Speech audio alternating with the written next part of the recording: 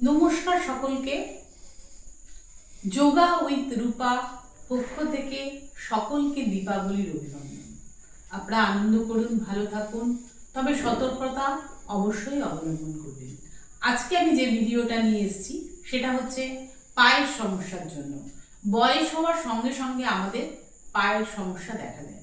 পাকে আমাদের অবশ্যই ঠিক রাখতে হবে, কারণ চলাফেরা করার জন্য এবং আমাদের যাবতীয় নিত্য কাজ করার জন্য কিন্তু আমাদের পাকে সচল রাখা দরকার। আমি চেয়ারে বসে কতগুলো এক্সারসাইজ দেখাবো, যেগুলো আপনি নিয়মিত করলে পাকে সচল রাখতে পারবেন। এখন দেখা যায় অনেকেই মাটিতে বসতে পারেন না, অবশ্যই ডাক্তার হয়তো বারণ করে দিয়েছেন, সেক্ষেত্রে আপনি চেয়ারে বসে এই এক্সারসাইজগুলো করতে পারেন। সোজা হয়ে বসেছি, পাকে এক পাকে তুলবো, নামাবো, তুলবো, নামাবো। পাটা তোলার সময় অবশ্যই শ্বাস নেব, ছাড়বো।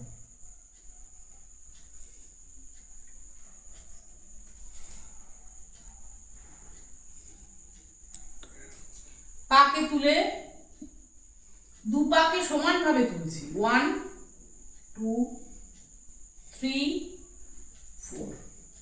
পাকে তুলে পায়ের পাতাকে সামনে পেছনে, সামনে পেছনে।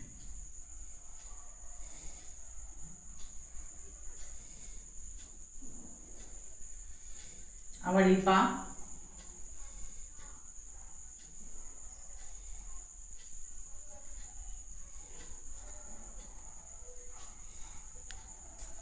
তারপরে দেখুন আমি কি করছি। পাকে আমি ভেতরের দিকে চাপছি, সামনে নিয়ে আসছি, ভেতরে নিয়ে যাচ্ছি, সামনে নিয়ে আসছি, ভেতরে নিয়ে যাচ্ছি, সামনে নিয়ে আসছি।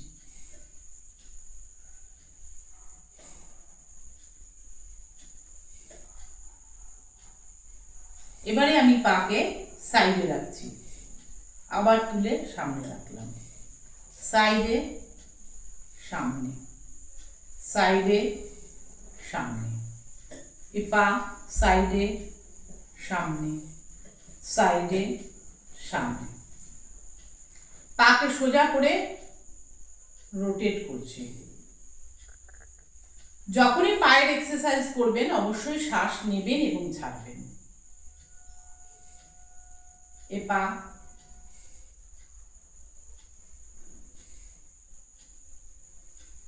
পা দুটোকে জোড়া করে ফাঁক করছি, করে আমি হাঁটুতে চাপ দিচ্ছি, আবার জোড়া করছি, হাঁটুতে চাপ দিচ্ছি, জোড়া করছি, হাঁটুতে চাপ দিচ্ছি। পাকে সাইডে রাখবো, রেখে আমি এক পাকে ভাঁজ করে তুলবো, নামাবো, তুলবো, নামাবো, তুলবো, নামাবো, তুলবো, নামাবো, ওপরে তুলছি, নামাচ্ছি, ওপরে তুলছি, নামাচ্ছি। পা দুটোকে সোজা করে হাঁটুকে টানা ছেড়া, টানবো, ছাড়বো, টানবো, ছাড়বো, টানবো, ছাড়বো। ধীরে ধীরে শ্বাস নেবেন, ছাড়বেন। পাকে ওপরে রেখে মাটিতে পুরো পায়ের পাতাটাকে ফেলে সামনের দিকটা তুলবো, নামাবো। 1 2 3 4। পেছন দিকে 1 2 3 4। এগুলো হচ্ছে পায়ের প্রাথমিক এক্সারসাইজ। এগুলো আপনি সব অবস্থাতেই করতে পারেন। সামনে পেছনে, সামনে পেছনে, সামনে পেছনে, সামনে পেছনে। পায়ের এক্সারসাইজের সঙ্গে সঙ্গে পায়ের ব্যায়াম করতে গেলে কতগুলো কিন্তু আপনাকে খেয়াল রাখতে হবে। শ্বাস নেবেন এবং ছাড়বেন।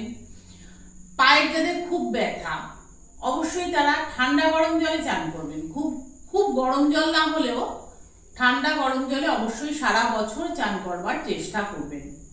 এতে বাত কম হয়, আর্থারাইটিস কম থাকে। তাছাড়া যখন জল খাবেন অবশ্যই বসে জল খাবেন। জলটা চুমুক দিয়ে খাবেন, মানে একেবারে গিলে দেবেন না, মুখের মধ্যে জলটা রেখে চিবিয়ে খেতে বলা হচ্ছে। তাতে কি হয়, আমাদের শরীরে ব্যথা অনেকটাই কম থাকে। আমরা চেষ্টা করব সকালের দিকে 11টার মধ্যে অন্তত চান করে নেওয়ার চেষ্টা করব, তাতে আমাদের আর্থারাইটিসের ব্যথা অনেকটাই কম থাকে এবং আমরা সুস্থ থাকতে পারি। পায়ের এক্সারসাইজের সঙ্গে সঙ্গে আমাদের দিনচারিতাটা কিন্তু অবশ্যই অবলম্বন করা উচিত। টক জাতীয় যে কোনো দ্রব্য আমরা সকালের দিকে খাবো, ফল সকালের দিকে খাবো, রাত্রের দিকে আমরা ফল টলগুলো অল্প খাবো বা অ্যাভয়েড করব। এবং দই, টক দই বা টক জাতীয় যে কোনো জিনিস শীতকালে অন্তত আর্থারাইটিসের যাদের খুব ব্যথা আছে তারা যদি অ্যাভয়েড করেন শরীর কিন্তু ভালো থাকে। নমস্কার, আজকে এই পর্যন্তই।